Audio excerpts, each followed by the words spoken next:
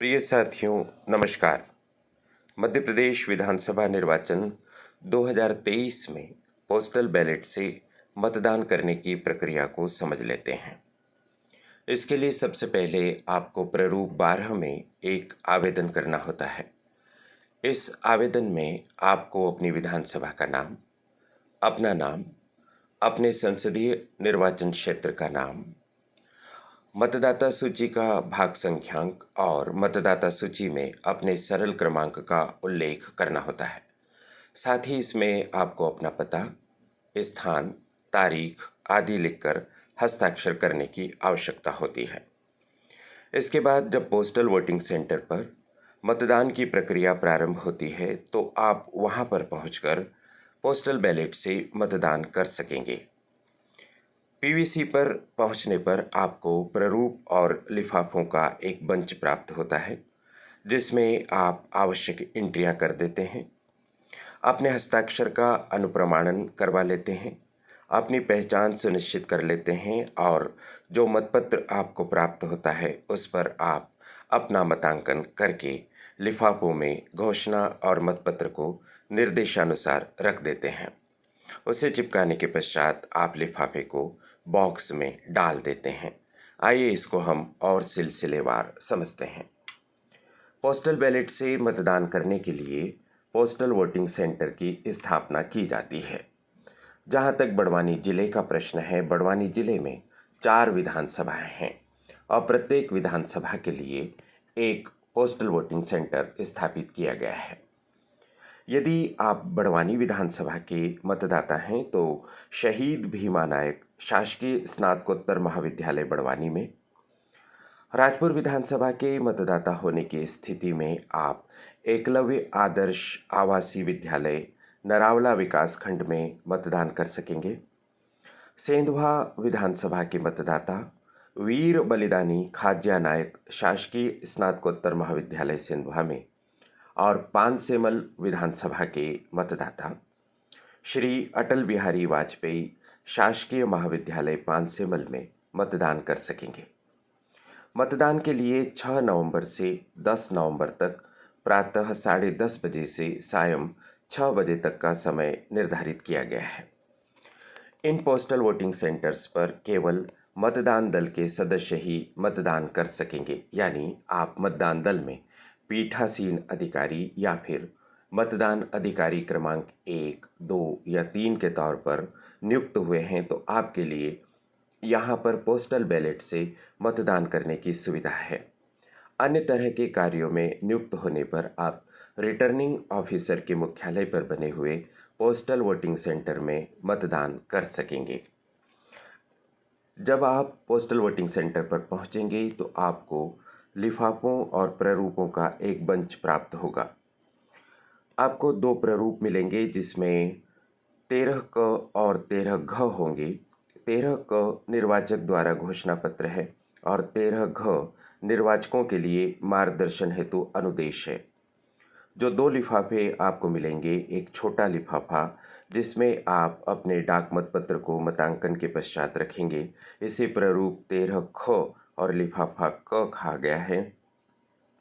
इसके अलावा आपको एक लिफाफा और मिलेगा जिसे प्रारूप 13 ग या लिफाफा ख कहा गया है, जिसमें आप अपने डाक मतपत्र वाले छोटे लिफाफे को और साथ ही निर्वाचक के घोषणा पत्र को रखेंगे।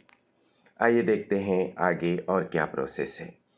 ये प्रारूप 13 घ है जिसमें आपको मतदान करने के लिए कुछ मार्गदर्शन दिया गया है। इसको आप अच्छे से पढ़ लीजिए। यह 2 पेज में अत्यंत विस्तार से लिखा गया मार्गदर्शन अनुदेश है। इसमें आपको बताया गया है कि आप अपने हस्ताक्षर का सत्यापन किस प्रकार से करेंगे और डाक मतपत्र पर किस तरह से आप मतांकन करने के लिए चिन्ह लगाएंगे।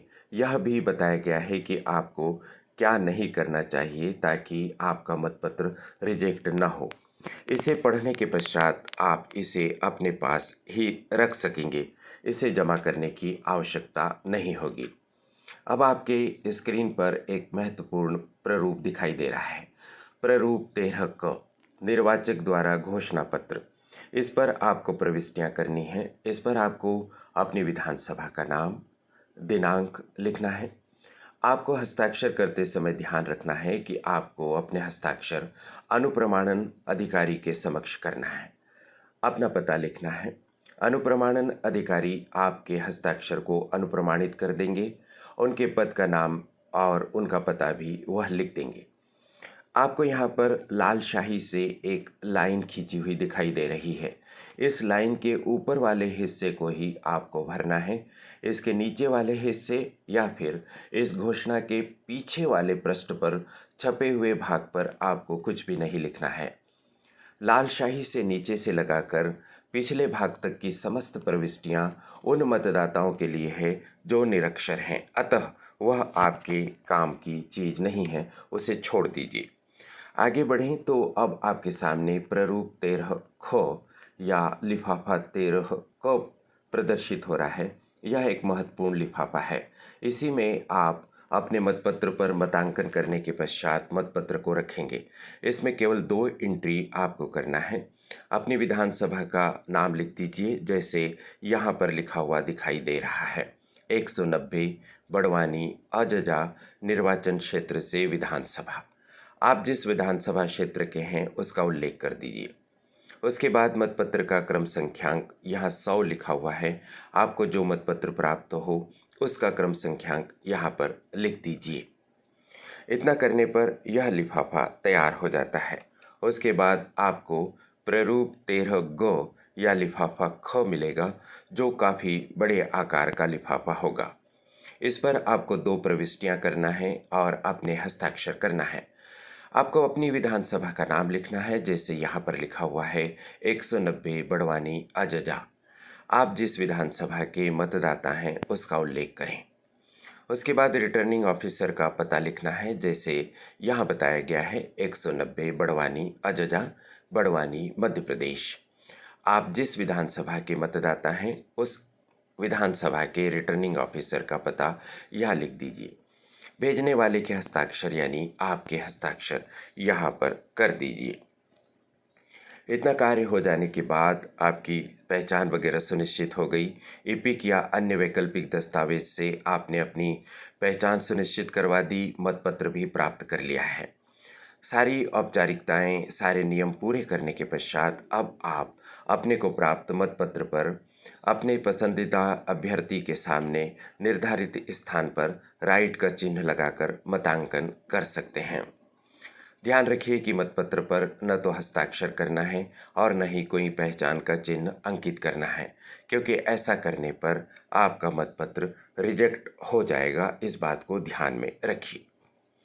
जब आप मतपत्र पर मतांकन कर दें तो निर्देशानुसार मतपत्र को आप मोड़ लीजिए और मोड़ने के बाद आप इस छोटे लिफाफे में अपने मतपत्र को रख दीजिए। इसके उपरांत इस लिफाफे को आप चिपका दीजिए। जब आप इस लिफाफे को चिपका दें तो फिर अब आप इस छोटे लिफाफे को जिसमें आपने मतपत्र रखा उसको अपने मोबाइल की स्क्रीन पर प्रदर्शित हो रहे बड़े लिफाफे के अंदर रख लीजिए। बड़े लिफाफे में न केवल मतपत्र वाला लिफाफा रखना है, बल्कि साथ ही साथ आपको घोषणा पत्र भी रखना है। घोषणा पत्र कौन सा? वही घोषणा पत्र जिसमें आपने अभी एंट्री की थी। इन दोनों को इसमें रख दीजिए और इसमें रखने के उपरांत इसको अच्छे से चिपका दीजिए। जब आप इसको चिपका लें तो वोटिंग सेंटर पर आपको एक बॉक्स रखा हुआ दिखेगा। आप उस बॉक्स में अपने इस बड़े लिफाफे को डाल दीजिए। जैसे ही आप बॉक्स में इस लिफाफे को डालते हैं, वैसे ही आपकी पोस्टल बैलेट से मतदान करने की प्रक्रिया संपन्न हो जाती है और आपने भारत निर्वाचन आयोग के उस मोटो को पूरा करने में अपना योगदान दे दिया, जिसमें भारत निर्वाचन आयोग कहता है कि no voter to be left behind. इस महत्वपूर्ण जानकारी से युक्त वीडियो को बनाने में doctor Anil Patidar, master trainer, जिला बड़वानी, और प्रीति गुलवानिया जी, संचालिका करियर एडवाइस चैनल का बहुत सहयोग प्राप्त हुआ।